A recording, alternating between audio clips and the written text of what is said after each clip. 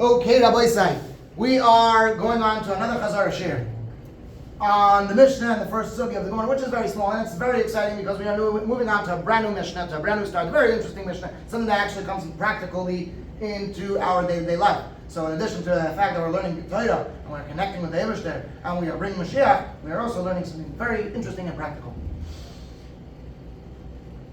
But before that, let's start with Yedias Mutans. Number one is a soicher and a maskir. Soicher is someone who rents, and a maskir is someone who rents it out. Right? The person who rents the item out to the soicher.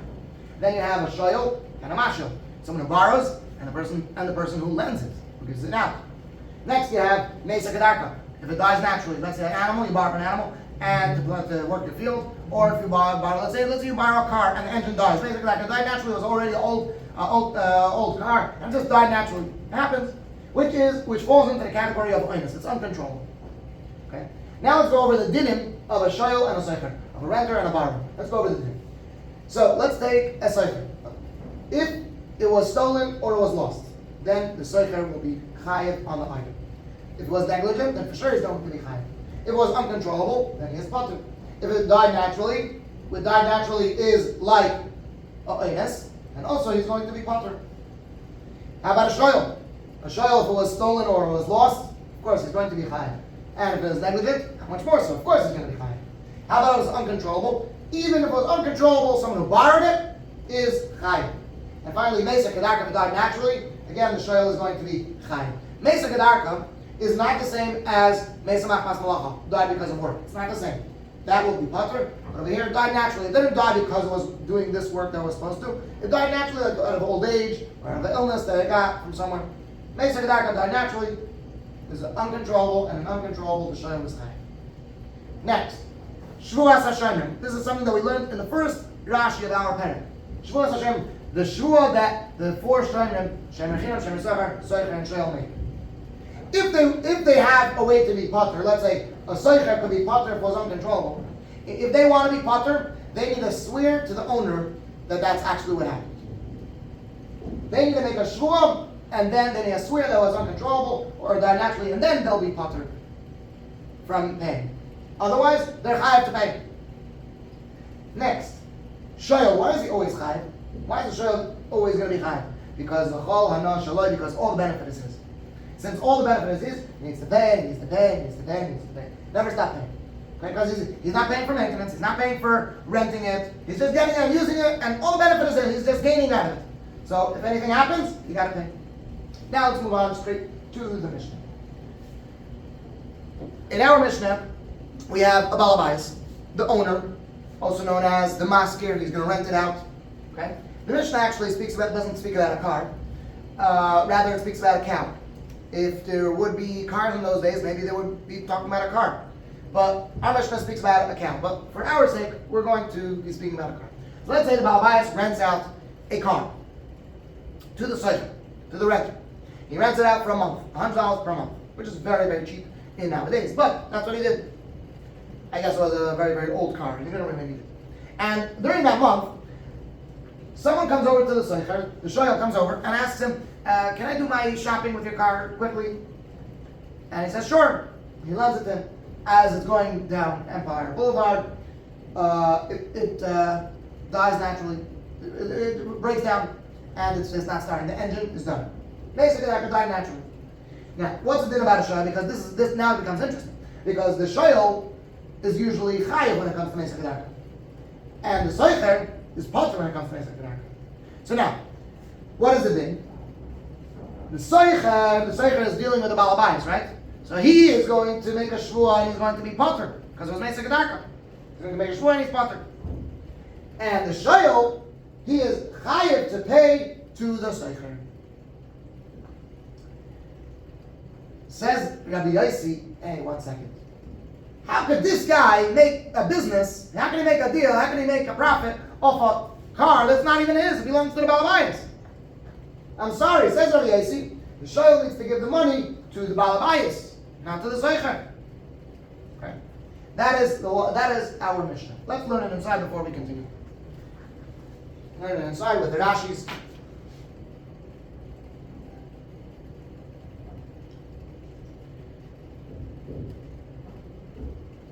And here we go.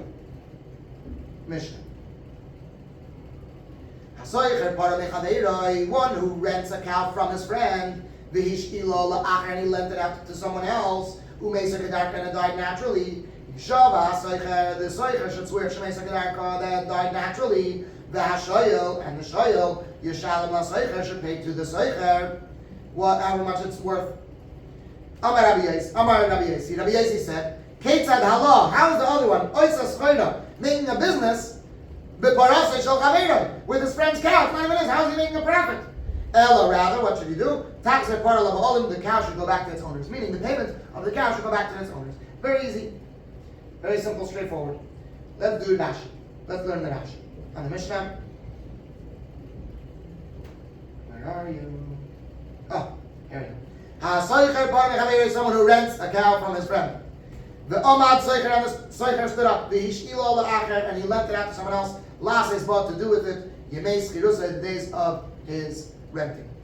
During that days that the Soicher is renting it, during that time, he lent it out to someone else. He let someone else use it. Yishava HaSoicher, the Soicher should swear, La Masker, to the Masker, because that's who the person who he's dealing with. Shemesa Kedarka, that died naturally. Potter, and he is Potter. He's a swear and he's Potter. Why? Because what's the din about a soicher in Mesa Kedarka? As we mentioned earlier in Yedias Mukdamas, what is the din when a soicher has Mesa Kedarka? She has soicher because the soicher ain't chayav boinsin is not chayav in oines. The hashoyel and the shoyel, shehu chayav boinsin, that he is chayav in oines. Mishal soicher, he needs to pay to the soicher.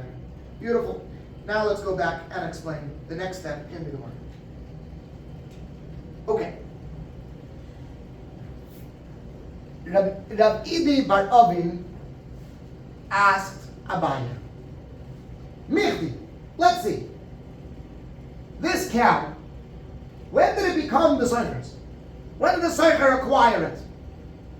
And how did he acquire it? How did it become his that now the shell should pay him? He acquired it from when he swore. As soon as he swore that it's Potter, that he is Potter, now it basically becomes his. He doesn't need to pay anything to the balabais. He is Potter from paying to the balabais, so it remains by him, like it becomes his. He is koined. So if he is koined the animal through making a shua, the balabais could say, Dal ant, in the words of the Gemara, Dal ant, take you, the Dal shua can take your shua, I don't need you, I don't need your shua, take it and go, and stay go. And I will deal out a din, with the shua will pay me. Take your shua, take your shua, go and stay go. I don't need you, don't acquire my cow for me, and let me just work it out with the shua. At least I'll get paid back. I can hear through the words of the Gemara the frustration of the balabais. Someone else is making money off his cow, and he doesn't even get any money. You can imagine such a thing. And for the Gemara, Abai answered to Rav Iday bar Aבין, no. The soicher didn't acquire the animal from when he swore. He acquired the animal from when it died. Mishas misa hudukan. He acquires the animal already from as soon as when it dies. So there's nothing that they can do about it. Right now, the animal is acquired to the soicher. As soon as it dies, it becomes a soicher because the soicher is already potter. One second, what about the shvua? Didn't the shvua acquire him? No, Zak Gemara, no. The shvua, why do you make the shvua? You know why?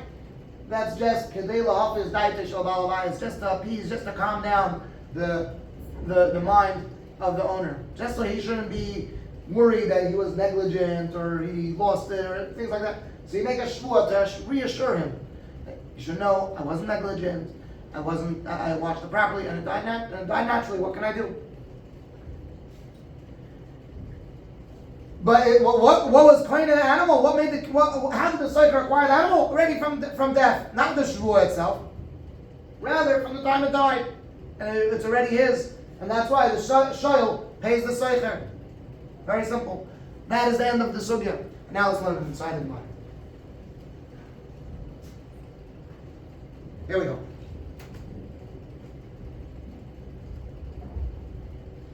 Omar le Rav Idi bar Avin Abaye. Rav Idi bar Avin said to Abaye, Michdi, let's see.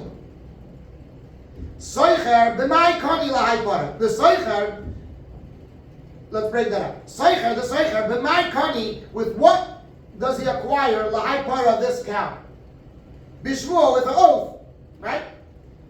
So now he asks, v'nemo le maskir soicher. Let the maskir, let the renter owner, sorry.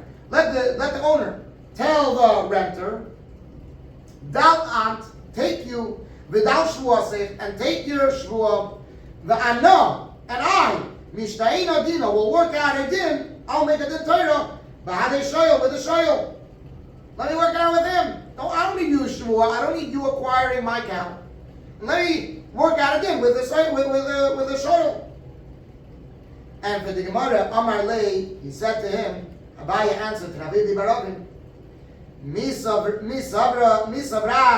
do you hold Soicher, that the Soicher b'shvuah, who the kakani, law, that he acquires it through the shvuah? Again, Misavrat, do you think Soicher, the Soicher b'shvuah, through an oath, who the kakani, law, that's when he acquires it? Mishas Misa, from the moment of death, who the kani, that's when he acquires it. Ushvua, and the oath, the reason for the oath is not in order to acquire it. It doesn't become the soicher as soon as he swears. That's only kedei lahapis da'tho, in order to calm down his das, his thoughts, shal balabayis, of the owner. He might think, as Rashi says, he might be worried that he was negligent and really is chayiv for it. That's why he makes a shvuah, just to reassure him that it wasn't negligence and it actually died naturally. Let's learn Rashi. We're having a hard time finding Rashi today.